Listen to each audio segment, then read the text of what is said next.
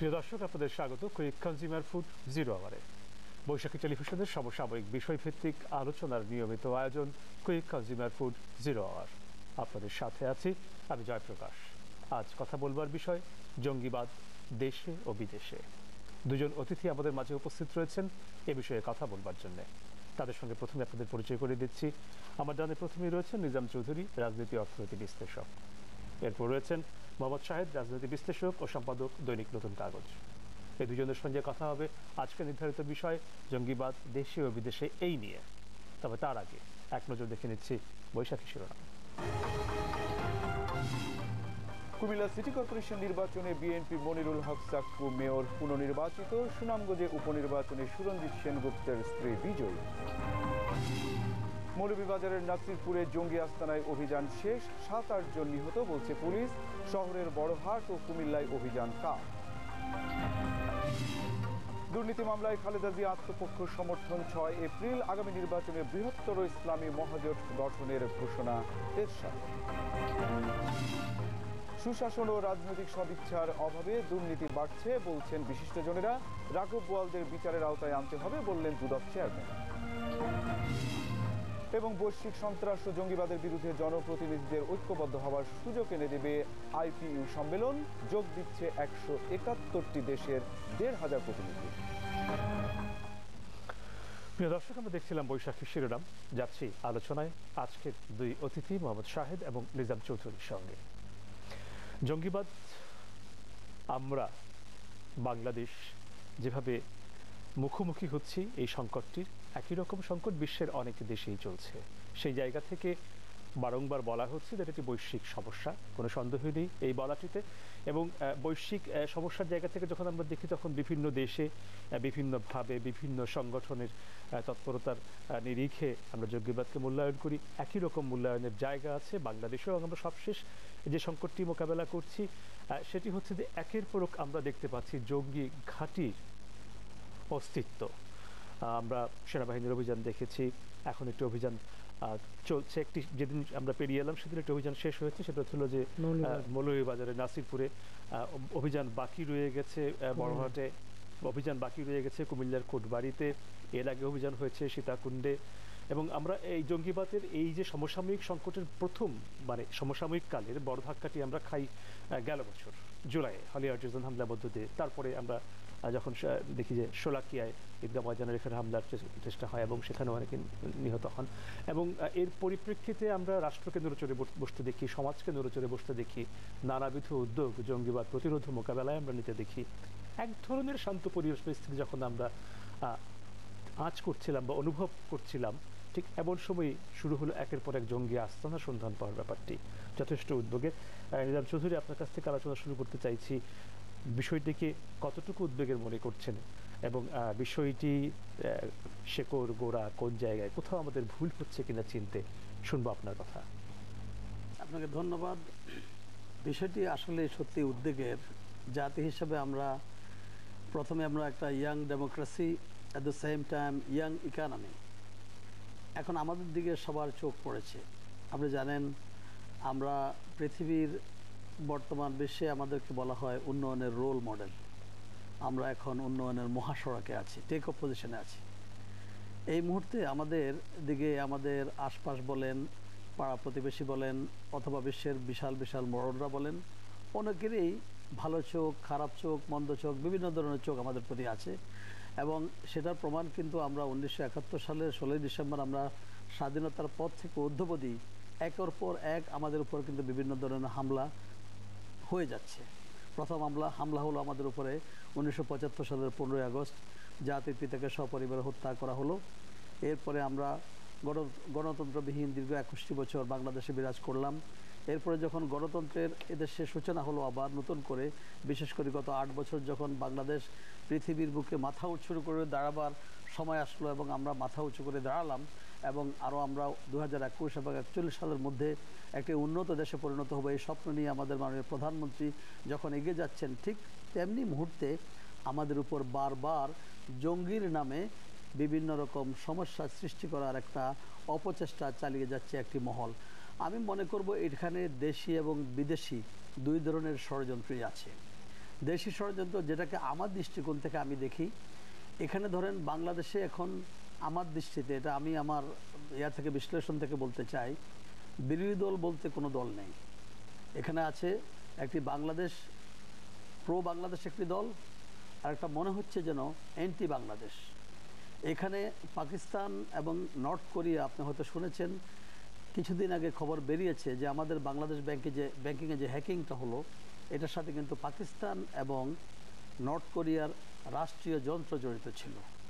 এবং আমাদের দেশে যে সন্ত্রাসগুলো হচ্ছে, আমি মনে করি পাকিস্তানের এটার সাথে সরাসরি জড়িত আছে, এবং পাকিস্তানপন্থী যেসব দলগুলো বাংলাদেশে আছে তাদের কিছু সংখ্যক লোকজন এটাতে জড়িত আছে।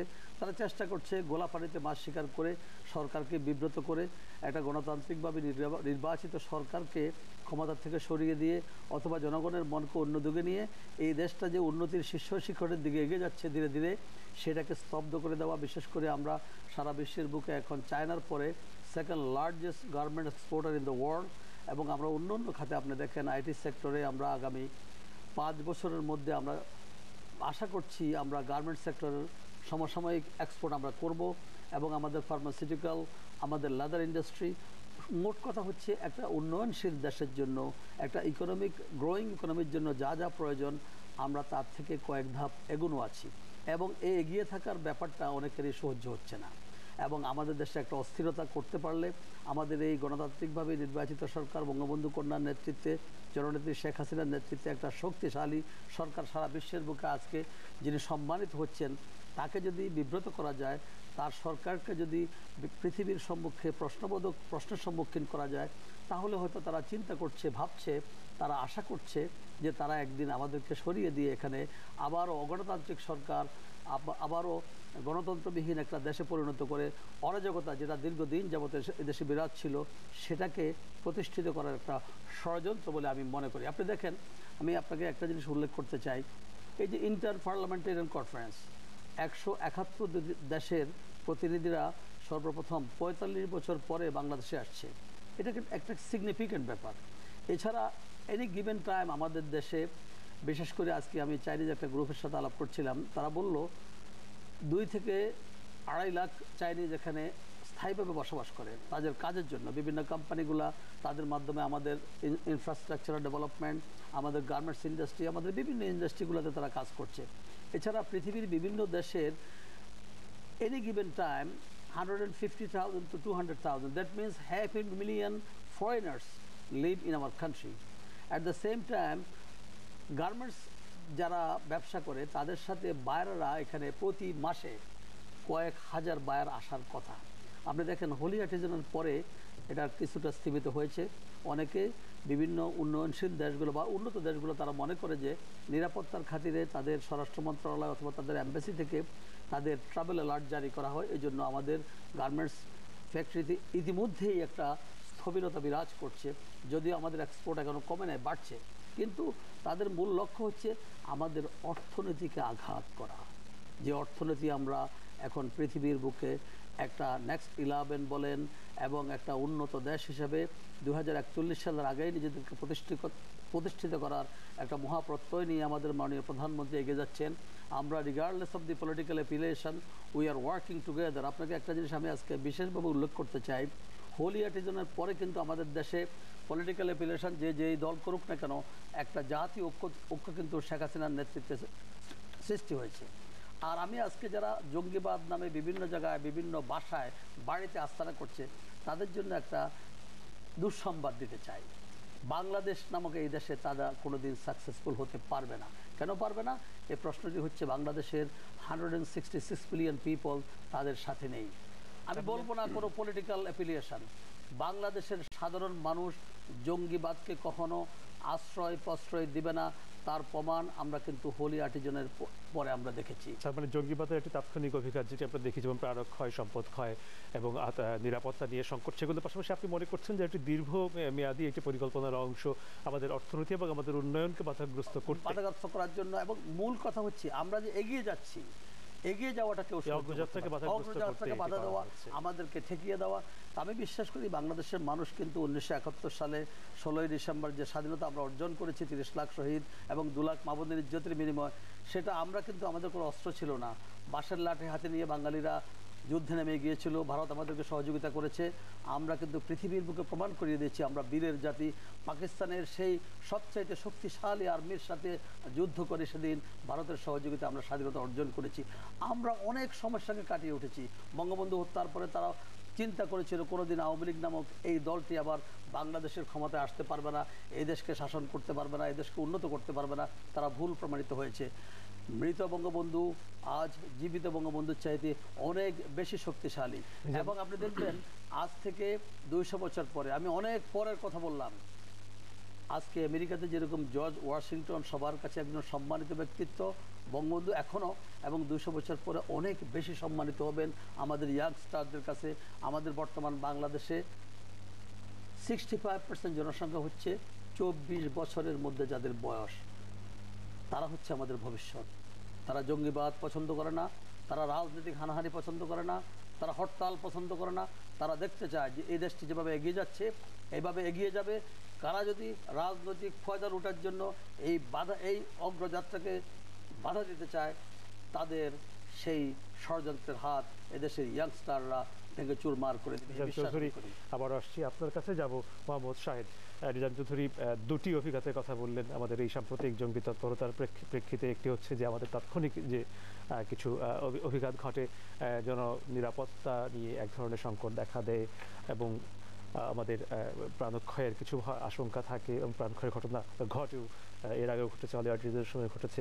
সম্প্রতি সিলেটের দক্ষিণ সুরমায় যখন সফলভাবে সেনা অভিযান শেষ হলো, তখন আমরা একটু স্বস্তির দিকে যাচ্ছিলাম যখন, তখন আবারও খবর এলো আরও কয়েকটি জায়গায় আরও কয়েকটি জঙ্গি আস্তানার খোঁজ পাওয়া গেছে। আমরা চাই না যে এ ধরনের সংবাদ আরও আসুক আমাদের কাছে, কিন্তু বাস্তবতার ইঙ্গিতটি একটু ভিন্ন রকমই মনে হচ্ছে। কি মনে হয় আপনার? ধন্যবাদ আপনাকে। বিষয়টা হচ্ছে, দেখেন, আমি এখানে কোনো রাজনৈতিক দ্বন্দ্ব প্রতিদ্বন্দ্বে যাব না। আমার কাছে কথা হচ্ছে, দেখেন, জঙ্গিবাদ যেটি আপনি প্রথম কথা বলেছেন, যেটি আমাদের বৈশ্বিক সমস্যা, অবশ্যই এটি বৈশ্বিক সমস্যা। কয়েকটি দিন আগে আমাদের একটি দিবস ছিল, বিশ্ব সুখী দিবস। তো বিশ্বের সুখী দিবসে দেখা গেল নরওয়েতে 95% মানুষ সুখী, সেখানেও কিন্তু জঙ্গিবাদের উত্থান হয়েছে। আমাদের পার্শ্ববর্তী দেশে ভারতে জঙ্গিবাদের উত্থান হয়েছে, পাকিস্তান, তারপর আফগানিস্তান, এগুলোর কথা তো আমরা সবাই জানি। এখন আমাদেরকে আগে এই কথাগুলো বলার আগে আমাদেরকে চিন্তা করতে হবে এই যে জঙ্গিবাদের উত্থানগুলো কিভাবে হলো, কোথার থেকে হলো, যেটি নিজাম ভাই বলার চেষ্টা করলো যে দেখেন, একটা স্বার্থনীতি মহল হয়তোবা ক্ষমতার লোভে জঙ্গিবাদকে উস্কিয়ে দিচ্ছে। এখন কয়েকদিন আগে আমরা কি দেখলাম, যে আমরা দেখলাম যে কয়েকটি দেশের পুলিশ কনফারেন্সে একজন হঠাৎ করেই বলে বসলেন যে বাংলাদেশে জঙ্গি আছে। বিষয়টি পরবর্তীতে অবশ্য আইজিপি সেটার ব্যাখ্যাও দিয়েছে।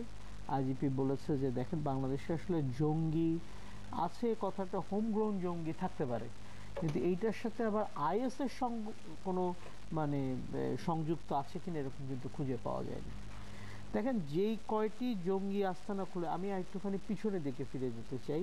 আজ থেকে 2 বছর আগে র্যাব প্রথম কিন্তু আবিষ্কার করে, আমি যদি ভুল না করি, হামজা ব্রিগেড বলে একটি আবিষ্কার করে, যেটার ফাইন্যান্সার হিসাবে কিন্তু ব্যারিস্টার ফারজানা শাকিলাকে কিন্তু তারা গ্রেপ্তার করে। এবং সেই জায়গা থেকে কিন্তু তারা এই যে হামজা ব্রিগেড, সেই জায়গাটি থেকে কিন্তু একটা জঙ্গি আস্তানা সেখান থেকে কিন্তু বের করে। তো এই জিনিসটাই কিন্তু আমি খুব একটা নেগেটিভ জিনিস দেখছি। এ পর্যন্ত বাংলাদেশে 7টি সংগঠনকে নিষিদ্ধ করা হয়েছে। এই জিনিসটাকে কিন্তু আমি খুব একটা করতেছি না, কি বলে, আমি নেগেটিভ দেখতেছি না। এই যে ডিটেক্ট করে যে জঙ্গিদেরকে বের করছে, আপনি জানেন যে র্যাবের ডিজি বা পুলিশের কমিশনার একটি কথা প্রায় বলে থাকেন যে একদম ইঞ্চি ইঞ্চি মেপে কিন্তু আমরা জঙ্গি বের করে নিয়ে আসবো, এবং সেই কাজটি কিন্তু তারা করছেন।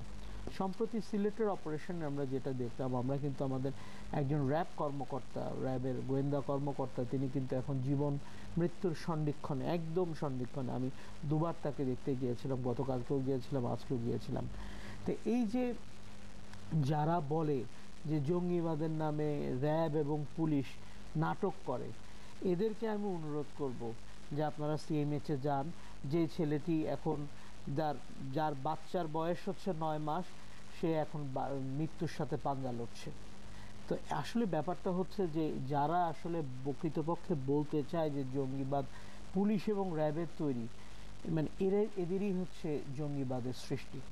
আসলে আরেকটি জিনিস হচ্ছে এখন আমাদেরকে এই যে দোষারোপের রাজনীতি, আমরা বুঝতে পারতেছি যে জঙ্গিবাদ কাদের তৈরি করা, কারা তৈরি করছে, এদেরকে কারা মদদ দিচ্ছে, হেফাজত ইসলামকে কারা মদত দিতে চেয়েছে, হেফাজত ইসলামকে কারা বলেছিল যে এখন ঢাকাবাসীদেরকে নিয়ে আপনারা এক হন, এইগুলা কিন্তু আমাদের কাছে সুস্পষ্ট ধারণা রয়েছে। কিন্তু এখন আমাদেরকে করণীয় কি? উনি নিজাম ভাই বললেন যে দেখেন মাননীয় প্রধানমন্ত্রী অনেক উন্নয়ন আছে, হ্যাঁ অনেক উন্নয়নের ক্ষেত্রে এখন আমরা যেই জিনিসগুলা বললেন যে হলিউডিজমের পরে কিন্তু আমাদের কিছুটা আমরা ব্যাকথ্রো হয়ে গিয়েছি, ব্যবসায়িক ক্ষেত্রে আমরা কিছুটা ব্যাকথ্রো হয়ে গেছি, যদিও আমাদের এক্সপোর্ট কমেনি যেটা নিজাম ভাই বললেন, কিন্তু তারপরে একটা আতঙ্ক, এই আতঙ্কটাকে আমাদেরকে কাটিয়ে উঠতে হবে। এর জন্য আমাদেরকে কি করতে হবে? আমাদেরকে সমস্বরে কিন্তু একসাথে কথা বলতে হবে। আমাদেরকে আজকে আমাদের ছেলে মেয়েরা যারা আজকে এই জঙ্গির সাথে যুক্ত হচ্ছে তারা তো আমাদেরই কারো না কারো সন্তান, তাহলে সেই জায়গাটাতে আমার কাছে মনে হয় আমাদেরকে আপনি একটা বিষয় খেয়াল করেছেন কি যে যদি আপনি এতেই যান, সিলেটের প্রসঙ্গে যদি যাই, শিববাড়িতে যে অভিযানটি হলো সেখানে আমাদের একটি বড় সাফল্য আছে, আমরা ৭৮ জন সাধারণ মানুষকে আমরা অক্ষত উদ্ধার করতে পেরেছি। এটি কিন্তু এর পাশাপাশি দেখেন যখন সেখানে অভিযান চলছে, সেনাবাহিনী সংশ্লিষ্ট আছে, এটি জানবার পরেও কিন্তু জঙ্গিরা হাল ছাড়েন, তারা কিন্তু আবারও বাইরে হামলা চালালো এবং আমাদের ৬টি প্রাণ আমাদের হারালো। আমার কাছে এবং দেশ জুড়ে আমরা যেখানেই জঙ্গি আস্তানা দেখতে পাচ্ছি, আমরা কিন্তু দেখতে পাচ্ছি সেখানে ব্যাপক পরিমাণ বিস্ফোরক মজুত করা আছে। এই জায়গাটাতে আমি আসলে কথা বলতে চাচ্ছি যে দেখেন এইখানে যে জিনিসটা উচিত, মানে আমি আসলে প্রত্যেকটি বাড়িওয়ালার কাছে এটা অবশ্যই আইন শৃঙ্খলা বাহিনী করবে। এই যে দেখেন এখানে তারা এই যে এতদিন ধরে আছে এবং বিভিন্ন বড় বড় এক্সপ্লোর তারা এই বাসার মধ্যে রেখেছে, যেগুলো পরবর্তীতে তারা চার্জ করেছে, এটি যদি কোনো কারণে তাদের কোনো কারণে মিসকমিউনিকেশন হতো বা বিলিং উড়ে যেত। অপারেশন টুয়াইলাইটের পরে যখন ব্রিফিং করছিলেন হ্যাঁ বলা হচ্ছিল যে ওই পানিতে রাখা যে বিস্ফোরকটি ছিল বালতিতে রাখা গেটের কাছে, সেটি বিস্ফোরিত হওয়ায় কলাপসিবল গেটটি উড়ে গিয়ে পাশের বাড়িতে পড়েছে। তাহলে বিলিং উড়ে যেত, মানে সাচ এ পাওয়ার। আরেকটি জিনিস আমাদেরকে এখন কিন্তু একদম সাংঘাতিকভাবে আমাদেরকে কিন্তু এটিকে আমাদেরকে চিহ্নিত করতে হবে যে এই যে জঙ্গিরা, এরা আর্মি যাচ্ছে, র্যাব যাচ্ছে, পুলিশ যাচ্ছে, তবু তারা কিন্তু পিছিয়ে হাঁটছে না, তারা ফাইট দিচ্ছে। এদের ট্রেনিং কোথা থেকে হচ্ছে এটা কিন্তু আমাদেরকে এখন বের করার সময় হয়ে গিয়েছে। এখন আর জঙ্গি বলে ছেড়ে দিলে হবে না, এদের ট্রেনিং কোথায় হচ্ছে, এরা এদেরকে অর্থ কারা দিচ্ছে, এইগুলা জিনিস কিন্তু এখন আমাদেরকে ফাইন্ড আউট করতে হবে। কারণ কথা হচ্ছে যারাই অর্থ দিক, আমি যদি মনে করি এটার সাথে বিএনপি জামাত জড়িত, আমার যদি ফাইন্ডিংসে আসে এটি বিএনপি জামাত জড়িত তো বটেই, তাহলে আমাদেরকে সেভাবে অ্যাকশন নিতে হবে। কারণ বাংলাদেশ নামক রাষ্ট্রটি বিএনপি জামাতের জন্য তৈরি হয়নি, এটি আমাদের অনেক রক্তক্ষয়ের মাধ্যমে কিন্তু এই রাষ্ট্রটি তৈরি হয়েছে। সুতরাং একটি রাষ্ট্রে একটি দলের জন্য এই রাষ্ট্রটি একটি জঙ্গিবাদ রাষ্ট্রে পরিণত হোক, এটা কিন্তু আমরা আপনারা কেউ চাই না। কিন্তু আপনি দেখেন আজকে এই যে মানে মাননীয় প্রধানমন্ত্রী সেদিন তার বক্তব্যে বলছিলেন যে জঙ্গিবাদ মানে ছেলে মেয়েদের সাথে আমাদের সম্পর্কটা কোথায়, বাচ্চাদের সাথে আমাদের সম্পর্কটা, এইগুলো কিন্তু আমাদেরকে কিছুটা খেয়াল রাখতে হবে। কারণ দেখেন আমার সাথে যদি আমার সন্তানের আমি খোঁজ না রাখি, আজকে আমি একটি পত্রিকায় পড়ছিলাম, সোশ্যাল মিডিয়াতে পড়ছিলাম যে 4 জন জঙ্গিকে বোধহয় আটক করেছে কোথা থেকে, সেখানে তার ছেলে লিখছে যে মাকে লিখছে যে মা আমি আল্লাহর রাস্তায় চলে গেলাম, লিখে দিয়ে সে চলে গেছে। বিমানবন্দর সামনের সড়কে যে হামলাটি হলো এই ছেলেটিও নিখোঁজ ছিল। আমার কাছে কথা হচ্ছে এইগুলো কিন্তু পারিবারিক দায়বদ্ধতা রয়েছে। আমি জানছি না আমার ছেলে মেয়ে কি করছে, এগুলো কিন্তু আমাদের পারিবারিক দায়বদ্ধতা। এই প্রসঙ্গটি কিন্তু আলোচনা হচ্ছে হলিউডিজম হামলার পর থেকে, তাহলে কি এই জায়গাটাতে কোনো সুরাহাতে আমরা পৌঁছতে পারলাম না? এই জায়গাটাতে আসলে এই বিষয়টি নিয়ে আমরা কথা বলবো। একটা ছোট বিরতির সময় হয়ে গেছে, তারপর ফিরছি আপনাদের কাছে। প্রিয় দর্শক, সময় হয়ে গেল একটা বিরতি, ফিরছি কিছুক্ষণের ভেতর, আশা করি সঙ্গেই থাকছেন। প্রিয় দর্শক, আপনাদের আবারও স্বাগত কুইক কনজিউমার ফুড 0 আওয়ারে। ধন্যবাদ বিরতির সময়টুকু আমাদের সঙ্গে থাকবার জন্য। নিজাম চৌধুরী, ফিরছি আপনার কাছে। কথা হচ্ছে জঙ্গিবাদ দেশে বিদেশে, এই প্রসঙ্গে আপাতত আমরা ঘরের বিষয়ে কথা বলছি। সিলেটের অভিযানটা একটা বড়সড় ধরনের অভিযান, আমরা সেখানে সাফল্য অর্জন করেছি। আমরা ৭৮ জনকে জীবিত উদ্ধার করতে পেরেছি, কিন্তু আমাদের প্রাণ ক্ষয়ও সেখানে হয়েছে। আমরা 6 জন মানুষ সেখানে মারা গেছেন। এবং এর চাইতে বড় বিষয় যেটা হচ্ছে যে এটিকে আমরা যখন শেষ করতে পেরেছি কি এমন জায়গা থেকে আমরা আরও কয়েকটি জায়গা পেয়ে গেলাম। আমরা জানি না যে এর পরে আমাদের জন্য কোন জায়গাটি মানে আর কি দুঃসংবাদ অপেক্ষা করছে। কিন্তু আপনার কি মনে হয় যে এই সমস্ত সাম্প্রতিক যে ঘটনাগুলো আমরা দেখতে পেলাম জঙ্গি আস্তানার, এটি আসলে আরো কিছু বড় কোনো সংকটের আলামত বা কোনো বড় কোনো সংকটের জানান দিচ্ছে কিনা? হতে পারে। আসলে হচ্ছে কি, আমরা তো we don't know exactly what's going on all around the country. আপনি দেখেন 2 সপ্তাহের মধ্যে আমরা সীতাকুণ্ড, তারপরে আপনার শিববাড়ি সিলেটে, তারপরে আজকে নাসিরনগরে, তারপরে বড়হাটে, তারপরে কুমিল্লার কোটবাড়িতে, এইভাবে এগুলো তো আমরা জানছি, যেহেতু আইন শৃঙ্খলা রক্ষাকারী বাহিনী সেগুলোকে পিন পয়েন্ট করে সেগুলোকে আপনার ব্যাটেল করছে। কিন্তু একটা জিনিস আমাদেরকে এখন আমাদের গোয়েন্দা বিভাগ, আমি তাদেরকে গোয়েন্দা বিভাগ থেকে শুরু করে আমাদের পুলিশ, আমাদের র্যাব, আর্মি, এদেরকে আমরা জাতি হিসেবে যদি আমি এদের প্রতি কৃতজ্ঞতা না জানাই, তাহলে আমরা অনেক ভালো কাজ করব না। স্বরাষ্ট্রমন্ত্রী তো বলেছেন যে আসলে আইন শৃঙ্খলা বাহিনী তৎপর আছে বলেই সম্ভব হচ্ছে। They are doing a phenomenal job. First of all, we have to congratulate them. Another thing you have to understand, এই যে লোকগুলো আজকে যে নাসিরনগরে 8 জন মারা গেল, এরা কিন্তু সবাই আত্মঘাতী। এরা কিন্তু পুলিশ আর্মি গুলি করতে হয়নি। আমাদের টয়লেট অপারেশন যেটা হয়েছে সেটাতে কিন্তু এদেরকে, এটা হলো clean heart operation, operation hit back, এটাতে কিন্তু গুলি করতে হয়নি, ওরা নিজেরাই আত্মঘাতীতে মারা গেছে। এখন আমাদেরকে বের করতে হবে, আমাদের সমাজের সকল স্তরের মানুষকে একসাথে হয়ে আমরা বিভিন্ন রকম সেমিনার সিম্পোজিয়াম করছি, এটা নিয়ে করতে হবে এখন যে আমাদের কোন জায়গায় লেকিংস হচ্ছে। আমাদের যুব সমাজ, একজন নারী তার 5-6 বছরের বা 7-8 মাসের বাচ্চাকে নিয়ে কেন আত্মাহুতি দিচ্ছে, সেগুলো একটু আমাদেরকে বের করতে হবে। এখন মূল কথা হচ্ছে আমাদেরকে এটার প্রতিরোধের উপায় বের করতে হবে, আমরা এটাকে কীভাবে উত্তরণ ঘটাবো। তো উত্তরণ ঘটানোর জন্য আমি মনে করি এটা আন্তর্জাতিক সমস্যা বটে, কিন্তু আমাদের দেশের সমস্যাটা কিন্তু আন্তর্জাতিকতার পর্যায়ে নেই। এটা হোমগ্রোন কতগুলো ব্যাপার হচ্ছে, এবং এটার পিছনে কি কি আছে সেগুলো আমাদেরকে শুধু সরকারের দিকে তাকিয়ে থাকলে হবে না, সবাই মিলে এটাকে খুঁজে বের করতে হবে। বিশেষ করে আজকে আমাদের যেমন কওমি মাদ্রাসা, অনেকে বলে যে নিশ্চয়ই শুধুমাত্র মানে আইন শৃঙ্খলা বাহিনীর মোকাবেলার বিষয় না, না, একটা সুখের বিষয় হচ্ছে আমাদের জনগণ এটাকে সাপোর্ট দিচ্ছে না। যেমন আপনি মিডল ইস্টের কান্ট্রিগুলোতে, ইরাকে বা আফগানিস্তানে, তাদেরকে একটা জন সাপোর্ট আছে, কিন্তু বাংলাদেশে এটা নাই।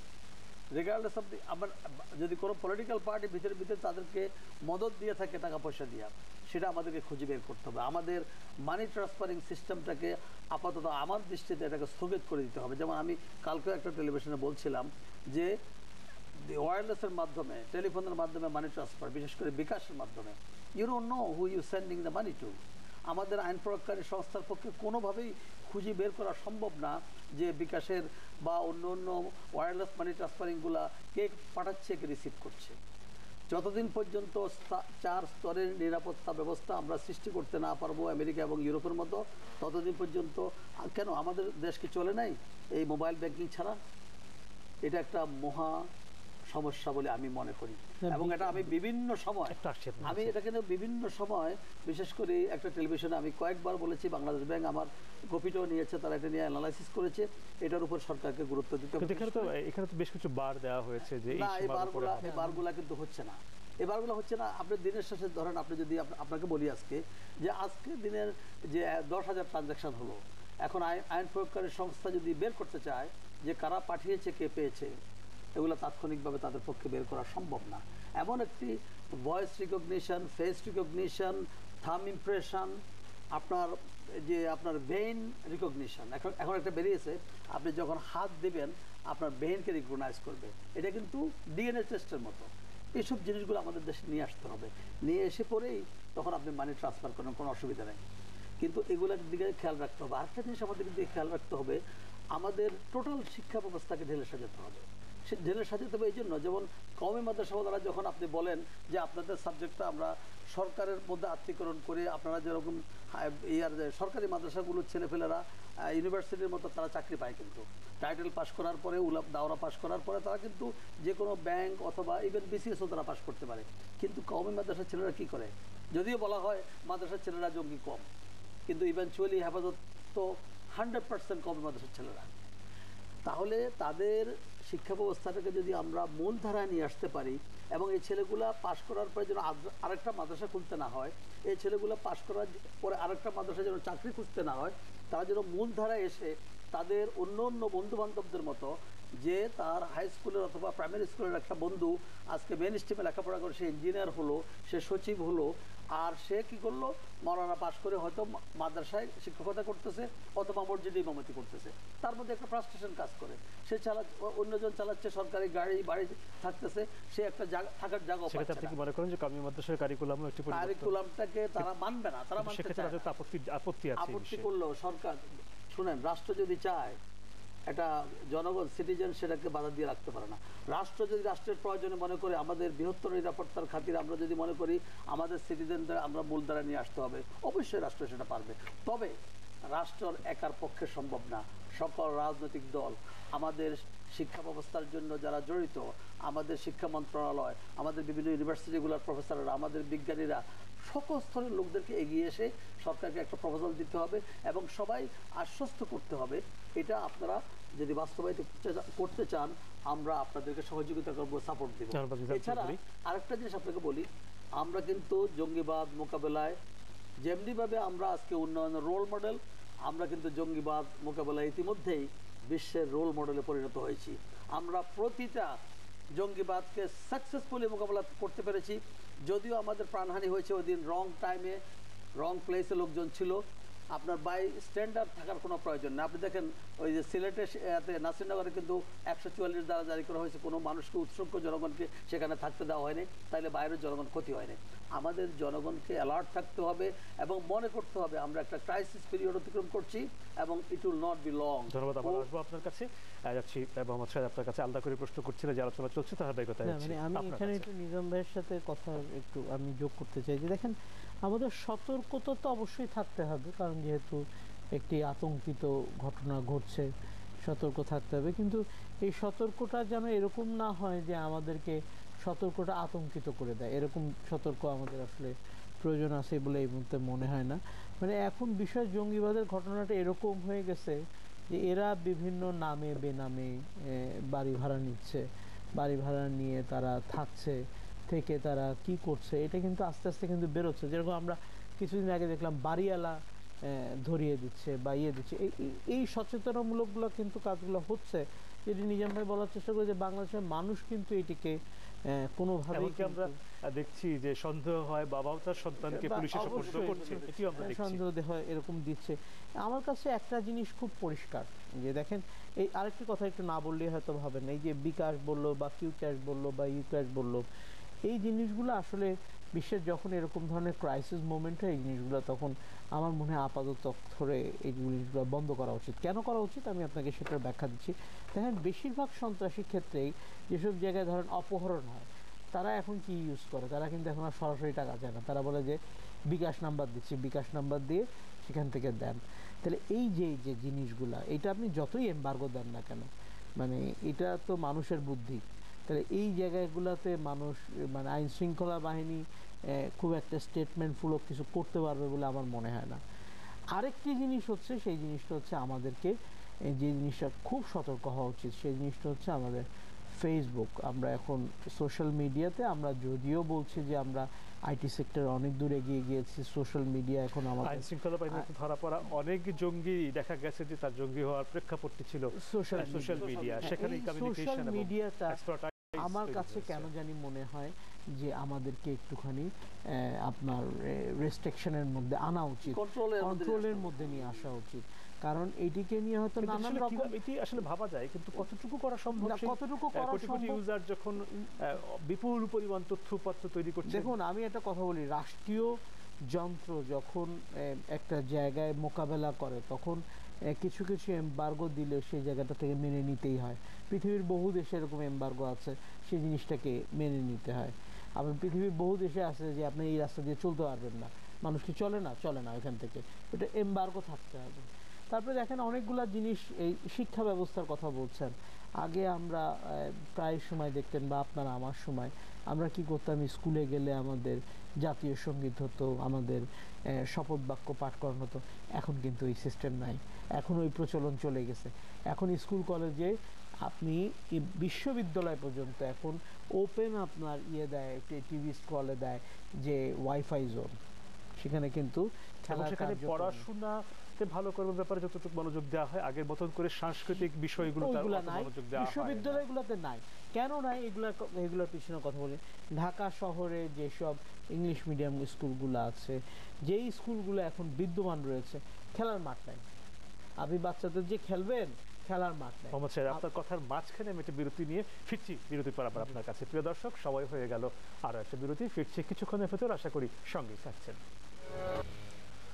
প্রিয় দর্শক, আপনাদের আবারও স্বাগত কুইক কনজিউমার ফুড 0 আওয়ারে। ধন্যবাদ বিরতির সময় সঙ্গে থাকবার জন্য। মোহাম্মদ সাহেব, আপনার কথার মাঝখানে গিয়েছিলাম বিরতিতে, আপনি বলছিলেন শিক্ষা প্রতিষ্ঠান, শিক্ষা ব্যবস্থা এই প্রসঙ্গে। তা তো বটে, শিক্ষা প্রতিষ্ঠান, শিক্ষা ব্যবস্থা এগুলাকে আমাদেরকে আসলে এই জায়গাগুলোতে আমাদের মান নিয়ে প্রশ্ন রয়েছে, সেই জায়গাগুলো কিন্তু আমাদেরকে ঠিক করতে হবে। এখনো পর্যন্ত কিন্তু মাদ্রাসাগুলোতে কিন্তু যেটি নিজাম ভাই বলার চেষ্টা করেন, কওমি মাদ্রাসা বা মাদ্রাসাগুলোতে কিন্তু জাতীয় সঙ্গীত হয় না। তারা জাতীয় সঙ্গীত কী জিনিস তারা সেটা জানে না। তারা বঙ্গবন্ধুর ইতিহাস জানে না, তারা স্বাধীনতার ইতিহাস জানে না। তো এই যে আমরা এখন যে জায়গাটিতে রয়েছি, এইগুলো কিন্তু খুব খারাপ জিনিস এবং জাতীয় ইতিহাস থেকে বিচ্ছিন্ন হয়ে গেছি। আরেকটি জিনিস হচ্ছে যে দেখেন, আমাদের পাঠ্যপুস্তকে যখন ভুল ইতিহাস তুলে ধরা হয়, তখন কিন্তু আমরা কিন্তু শঙ্কিত হই। হ্যাঁ, এই জায়গাগুলা কিন্তু আমাদের জায়গাগুলো কিন্তু এই জায়গাগুলো মানে একেবারেই কিন্তু আমাদেরকে পিন পয়েন্ট করতে হবে। এই জায়গাগুলোতে সাম্প্রতিক যে পরিবর্তন আনা হয়েছে এটিরও সমালোচনা করছেন অনেকেই। অবশ্যই এই জায়গাগুলোতে আমাদেরকে পিন পয়েন্ট করতে হবে। আমাদেরকে বুঝতে হবে যে দেখেন, যারা স্বাধীনতা বিরোধী চক্র, তারা কোনো না কোনোভাবে রং চেঞ্জ করেছে। রং চেঞ্জ করে এখন রন্ধে রন্ধে বিভিন্ন জায়গায় তারা ঢুকে গেছে। হু নোজ যে আজকে আমার সাথে কেউ স্বাধীনতা বিরোধী নাই, কালকে ওনার সাথে কেউ স্বাধীনতা, দ্যাট ডাজন্ট মিন তারা তো রং চেঞ্জ করেছে। ঠিক আছে, আরেকটি জিনিস হচ্ছে যে দেখেন, এই যে এই স্বাধীনতা বিরোধী চক্রটি, এটি মানে বাংলাদেশ স্বাধীন হওয়ার পর থেকেই কিন্তু বিভিন্নভাবে বাংলাদেশ নামক রাষ্ট্রটিকে কিন্তু অস্থিতিশীল করে রেখেছে। এবং যখনই দেখবেন বাংলাদেশ একটি শান্ত, তখনই তারা একটি অস্থিতিশীল মানে পরিস্থিতি ক্রিয়েট করে। তো আমার কাছে একটি কথা একদম খুব পরিষ্কার যে এই রাজাকার আজকে আমাদের শিক্ষাক্ষেত্রেও কিন্তু ঢুকে গেছে, যার কারণে কিন্তু আমাদের শিক্ষাক্ষেত্রে অনেক জায়গায় কিন্তু পাঠ্যপুস্তক বইতে কিন্তু আমাদের ভুল আসছে। এবং সেই জায়গাগুলোতে কিন্তু আমাদের যারা মন্ত্রী আছেন, সচিব আছেন বা বোর্ডের চেয়ারম্যান, তারাও কিন্তু এখান থেকে দায়িত্ব এড়াতে পারে না। তাদেরকেও কিন্তু এই জায়গাগুলোকে আরও ভালোভাবে দেখা উচিত। আর সর্বোপরি আমি যে কথাটি একদম ডেড এন্ডে বলতে পারি যে শুধুমাত্র বাংলাদেশ আওয়ামী লীগের দায়িত্ব না সন্ত্রাস দমন করা, দায়িত্ব আমাদের সবার। কারণ সন্তান যদি মানে বিপথে যায়, সেটা বিএনপি বলেন আর আওয়ামী লীগ বলেন, সন্তান তো সন্তানই। কার সন্তান বিপথে যাচ্ছে সেটি বড় কথা না। আমাদেরকে যেটি করতে হবে, আমাদেরকে আমাদের পারিবারিক অ্যাওয়ারনেসটা বাড়াতে হবে। আমার সন্তান কি করছে এটা আমাদেরকে খোঁজ খবর রাখতে হবে। আমার সন্তান বিপথে যাচ্ছে কিনা এটা আমাকে খোঁজ রাখতে হবে। আমার সন্তান স্কুলে গিয়ে কি করছে সেটা আমাকে খোঁজ রাখতে হবে। আমার সন্তান ফেসবুকে কি করছে এটা আমাকে খোঁজ রাখতে হবে। এখন আমাদের এটা রাখার দায়িত্ব চলে এসছে। কারণ না হলে এই সন্তান কোন দিন আবার আমাকে চিঠি লিখে দিয়ে যাবে যে আমি এরকম একটি রাস্তায় চলে গেলাম, এটি ভুল রাস্তা। এবং আসলে সবচেয়ে বড় কথা যে জিনিসটি, এরা কোথা থেকে ট্রেনিং পাচ্ছে আমি জানি না, তবে তারা যেখান থেকে ট্রেনিং পাচ্ছে সেই জায়গাটি আমার কাছে মনে হয় যে তাদের আদর্শিক উৎসটি কোন জায়গা। আমি একটি উদাহরণ খালি দিব।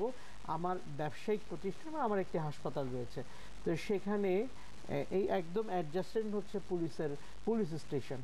তো ওই ছেলেটি বোধহয় কোনো কারণে অসুস্থ বোধ করছিল, তাকে ওই আমার হাসপাতালে নিয়ে আসা হয়েছিল ফর এ টাইমিং ট্রিটমেন্ট। তো সেই ছেলেটি একটা জিহাদি একটা অংশে তাকে গ্রেপ্তার করেছে পুলিশ।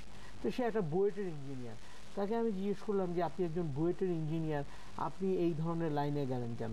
সে আমাকে বলতেছে, being a custody of the police, সে পুলিশের কাস্টোডিতে, সে আমাকে বলতেছে আমার লাইনটাই সঠিক, বরঞ্চ আপনার লাইনটা ঠিক নেই। মানে তাদের এই যে উইল ফোর্স, আমার কাছে কেন জানি মনে হয় যে এদেরকে একেবারে এই জায়গাগুলো আমাদেরকে অবশ্যই বুঝতে হবে।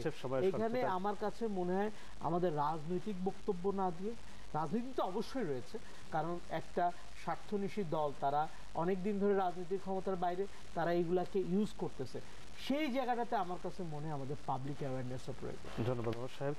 নিজাম চৌধুরী, আপনি অনেকগুলো বছর ধরে দেশের বাইরে থাকবার অভিজ্ঞতা আপনার আছে, আপনি যুক্তরাষ্ট্রে থাকেন এবং যুক্তরাষ্ট্রে যে প্রবাস জীবনের যে অভিজ্ঞতা আপনি দেখেছেন যে সেখানেও এক ধরনের বিস্তার ঘটেছে জঙ্গিবাদের, তারা মোকাবেলার যে কায়দা কানুনগুলো তারা প্রয়োগ করছেন সেগুলোর সঙ্গে মিল রেখে আমাদের কোনো ধরনের কোনো নতুন করে চিন্তা করবার কোনো সুযোগ বা জায়গা আছে কিনা, এবং এই সংক্রান্ত বিষয়ে আপনার অন্য যা বক্তব্য। যেমন দেখেন, যুক্তরাষ্ট্রে বিশেষ করে 9/11-এর পরেই সারা পৃথিবী চেঞ্জ হয়ে গেল। যে ওয়ার্ল্ড ট্রেড সেন্টারে হামলার পরে সারা পৃথিবীতে একটা অ্যাওয়ারনেস সৃষ্টি হলো যে এ ধরনের ঘটনা ঘটতে পারে। তারা যে প্রিকশনসটা নিয়েছে সেটা আমি বিভিন্ন সময় বিভিন্ন টেলিভিশনে বলি, যে তাদের রেল, ট্রাম, বাসে আপনি দেখবেন একটা স্লোগান লেখা থাকে এখন, এবং তারা ইউনিভার্সিটি, কলেজ, স্কুল সব জায়গায় বলে, এটা শিক্ষকরা ক্লাসরুমেই বলে যে তোমার পাশে কি ঘটছে তোমাকে always you have to open your eyes and if you see something say something. আমাদের দেশে এই জিনিসটাকে চালু করতে হবে।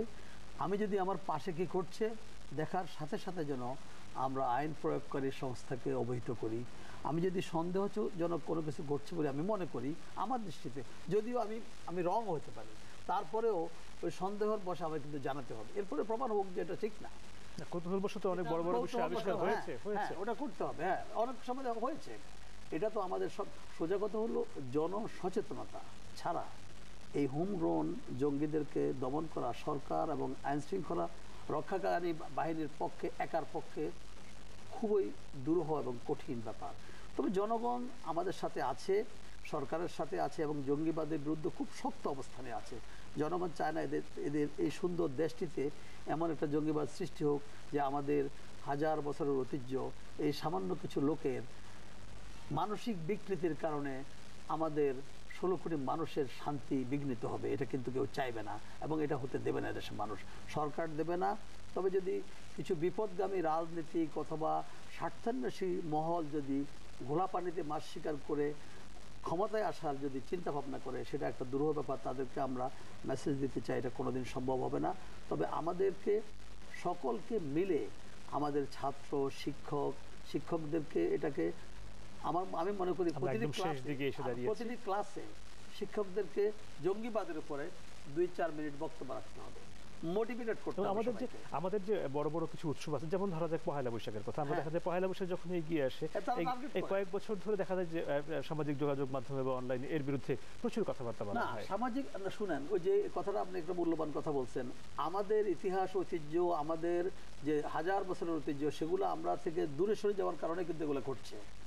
আমাদের পারিবারিক বন্ধন, আমাদের গ্রামের যাত্রাপালা আর নাই, গ্রামের নাটক আর নাই, আমাদের গ্রামে খেলার মাঠ নাই, দেখে আমাদের ছেলেরা আজকে সারাদিন ফেসবুক, টুইটারে বসে আছে এবং সারা বিশ্বের জঙ্গিবাদের মাধ্যমে যেসব বাষ্পগুলো আমাদের এখানে ঢোকানোর চেষ্টা, আমাদের ঐতিহ্য সংলগ্নতাও খুব জরুরি হয়ে গেছে। ঐতিহ্যের কাছে ফেরাটাও খুব জরুরি হয়ে যাচ্ছে। সবাই মিলে একসাথে পারিবারিক বন্ধনটাকে বন্ধন এখন আর নাই। এখন পাশের ফ্ল্যাটে কি হচ্ছে সময়ের কারণে আজকে আলোচনা শেষ করতে হচ্ছে এখানে। ধন্যবাদ আপনাদের দুজনকে এখানে উপস্থিত হওয়ার জন্য। প্রিয় দর্শক, আপনাদেরকে ধন্যবাদ এতক্ষণ এই আলোচনা আমাদের সঙ্গে থাকবার জন্য। কাল আবারও দেখা হচ্ছে অন্য কোনো বিষয়। সেই পর্যন্ত ভালো থাকুন, সুস্থ থাকুন, শুভরাত্রি।